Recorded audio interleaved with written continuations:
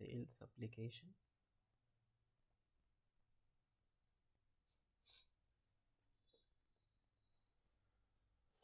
Right, మనం ఇప్పటి వరకు మల్టిపుల్ సినారియోస్ చూసాం. పేరెంట్ ఇన్సర్ట్ అయినప్పుడు చిల్డ్రన్ రికార్డ్ని ఇన్సర్ట్ చేయడం. ఒక్క 1 minute కాల్ వస్తుంది. హలో హలో హలో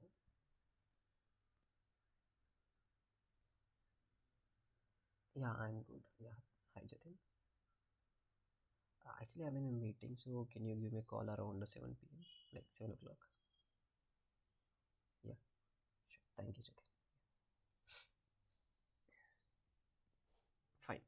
సో మనం ప్రీవియస్గా పేరెంట్ ఇన్సర్ట్ అయినప్పుడు చిల్డ్రన్ రికార్డ్ని ఇన్సర్ట్ చేయడం, చిల్డ్రన్ రికార్డ్ అప్డేట్ అయినప్పుడు పేరెంట్ రికార్డ్ని అప్డేట్ చేయడం, పేరెంట్ రికార్డ్ అప్డేట్ అయినప్పుడు చిల్డ్రన్ రికార్డ్ని అప్డేట్ చేయడం, ఇలాంటి సినారియోస్ మనం మల్టిపుల్ ప్రాక్టీస్ చేసాం.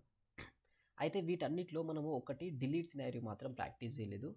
ఒక రికార్డ్ డిలీట్ అయిపోయినప్పుడు లైక్ ఏమైనా ఆపరేషన్స్ పర్ఫామ్ చేయొచ్చు ఏంటి అనేసి. ఇప్పుడు అది ఒక్కటి కంప్లీట్ చేసుకుంటే మనకు సరిపోతుంది. Record trigger flows, right. Maybe let's go with account.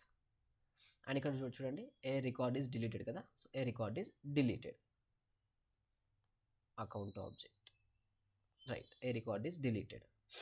ఇక్కడ మనకి ఇక్కడ చూడండి, బిఫోర్ ఆఫ్టర్ అనేసి క్లియర్ ఇక్కడ ఏముండదు. బేసిక్గా మనకు ట్రిగ్గర్స్ ఏదైతే అపెక్స్ లోపల రాసే ట్రిగ్గర్స్ ఉన్నాయో అవి మాత్రం మనకు ఇవి ఉంటాయి. ఏమంటి, లైక్ బిఫోరు ఆఫ్టర్ ఉంటుంది. ఈ ఫ్లోస్లో మాత్రము డిలీట్ అనేది ఇలా ఏం డిఫరెన్సియేషన్ పెద్దగా ఉండదు. ఫైన్. సో ఏం ఆపరేషన్స్ పర్ఫామ్ చేయొచ్చు ఏంటి అనేది ఒకసారి మనం అబ్జర్వ్ చేద్దాం. సో యాజ్ ఆఫ్ నౌ నేను ఫ్రీ ఫామ్లోకి షిఫ్ట్ అయిపోయా. ఈ రికార్డ్ డిలీట్ అయిపోయినప్పుడు లెట్స్ కన్సిడర్ ఇది బిఫోర్లోకి వెళ్ళిపోతుంది బై డిఫాల్ట్గా, ఆఫ్టర్లోకి అయితే వెళ్ళదు. విచ్ మీన్స్ ఏంటంటే ఒక రికార్డ్ డిలీట్ అయిపోతున్నప్పుడు మీరు సర్టెన్ ఆపరేషన్స్ పర్ఫామ్ చేసి ఇది కూడా కైండ్ ఆఫ్ వ్యాలిడేషన్ రూల్ లానే కన్సిడర్ చేయొచ్చు. అయితే ఈ డిలీట్ ఏదైతే ఉందో ఇది బిఫోర్ అని చెప్తున్నా కదా.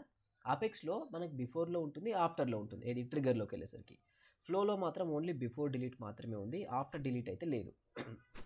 అదే అపెక్స్ ట్రిగర్స్ చేసే టైంలో మనకు అక్కడ after delete, after like before delete, ఈ రెండు సినారియోస్ అయితే ఉంటాయి మనకి. ఎనీవే, ఒక చిన్న సినారియో ఏంటి అంటే, whenever account record are getting deleted or opportunity records are getting deleted, మనం ఒక కండిషన్ చెక్ చేద్దాం. ఆ అకౌంట్ అండర్లో సమ్ ఆపర్చునిటీస్ ఉన్నాయా లేవా, అండ్ ఆ ఆపర్చునిటీస్ కూడా సర్టెన్ స్టేజ్లో ఉన్నాయా లేదా. ఉంటే మనం ఆ అకౌంట్ని డిలీట్ చేయకూడదు. ఏంటి అంటే, అకౌంట్ రికార్డు డిలీట్ అయ్యేటప్పుడు ఆ అకౌంట్ అండర్లో ఉన్న ఆపర్చునిటీస్ ఏవైతే ఉన్నాయో అవి ఏవైనా ఆపర్చునిటీస్, ఏ ఆపర్చునిటీ అయినా in case closed and won స్టేజ్లో ఉందా లేదా చెక్ చేయాలి. ఒకవేళ క్లోజ్డ్ అండ్ వాన్ స్టేజ్లో ఉంటే ఆ అకౌంట్ని డిలీట్ చేయకుండా మనం స్టాప్ చేయాలి. సో దిస్ మీన్స్ ఇది మనకు కూడా ఒక కైండ్ ఆఫ్ వ్యాలిడేషన్ లానే. ఎలా అయితే డూప్లికేట్ని చెక్ చేయలేదో అలానే డిలీషన్ కూడా చేయనియట్లేదు, మనం చెక్ చేస్తున్నాం. సో ఈ డిలీషన్ అనేది సేమ్ రికార్డ్లో ఉన్న ఫీల్డ్ని యూజ్ చేసి చెక్ చేసి మీరు చేయొచ్చు, ఆర్ ఎల్స్ ఇలా రిలేషన్షిప్లో ఉన్న వాట్ ఎవర్ ఆబ్జెక్ట్స్ ఉన్నాయో ఆ ఆబ్జెక్ట్స్లో ఉన్న ఫీల్డ్స్ని యూజ్ చేసి కూడా కండిషన్ చెక్ చేయొచ్చు. లైక్ 2 సినారియోస్ ఉంటాయి. Let's grow with scenario. ఏది, ఆ అకౌంట్ అండర్లో ఉన్న ఆపర్చునిటీస్ ఇన్ కేస్ అవి మనకు క్లోజ్డ్ వాన్ స్టేజ్లో ఉంటే డిలీట్ చేయకూడదు. వాట్ ఎవర్ అకౌంట్ రికార్డ్స్ ఉన్నాయో వాటిని సరిపోతుంది. రైట్. సో ఫస్ట్ థింగ్ మనం స్టెప్ ఏం చేయాలి, బేసిక్గా డేటా ఫెచ్ చేయాల్సి ఉంటుంది కదా. సో ఆ డేటా ఫెచ్ చేయాలి. దానికోసం గెట్ రికార్డ్స్ ఏదైతే ఉందో ఆ గెట్ రికార్డ్స్ అయితే యాడ్ చేద్దాం. ఎందుకు, మన దగ్గర ఈ ఆపర్చునిటీ డేటా ఉంది, అకౌంట్ డేటా ఉంది.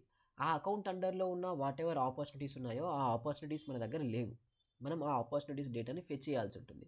So whenever you are working with a relationship objects, ఆ ఆబ్జెక్ట్స్ని ఇన్సర్టింగ్ సినారియోలో అవసరం లేదు, రిమైనింగ్ అన్ని సినారియోస్లో అప్డేట్ డిలీట్ సినారియోస్ లోపల మీరు డేటా ఫెచ్ చేయాల్సి ఉంటుంది.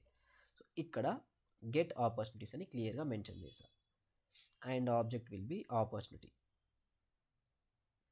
రైట్. ఓకే. నెక్స్ట్ ఎలా డేటా ఫెచ్ చేస్తాం, అకౌంట్ ఐడి యూజ్ చేసుకొని డేటా ఫెచ్ చేస్తున్నాం. ఎందుకంటే ఎప్పుడైనా మనకు రిలేషన్షిప్ ఉన్నప్పుడు between objects, parent and child relationship ఉన్నప్పుడు మనకు ఫీల్డ్ ఏంటి, ఐడియే స్టోర్ అవుతుంది. పేరెంట్ ఐడి ఏదైతే ఉందో పేరెంట్ ఐడి మనకు చిల్డ్రన్లో స్టోర్ అవుతుంది. ఇది మనకు స్టార్టింగ్ నుంచి తెలుసు. ఈవెన్ మీరు అపెక్స్లో కోడ్ రాసే టైంలో కూడా డేటా ఫెచ్ చేయాల్సింది ఇదే అనమాట. ఇంతకు మించి డిఫరెన్స్ అయితే ఏం లేదు. ఒక్క 1 minute, జస్ట్ 1 minute, ఒక చిన్న కాల్.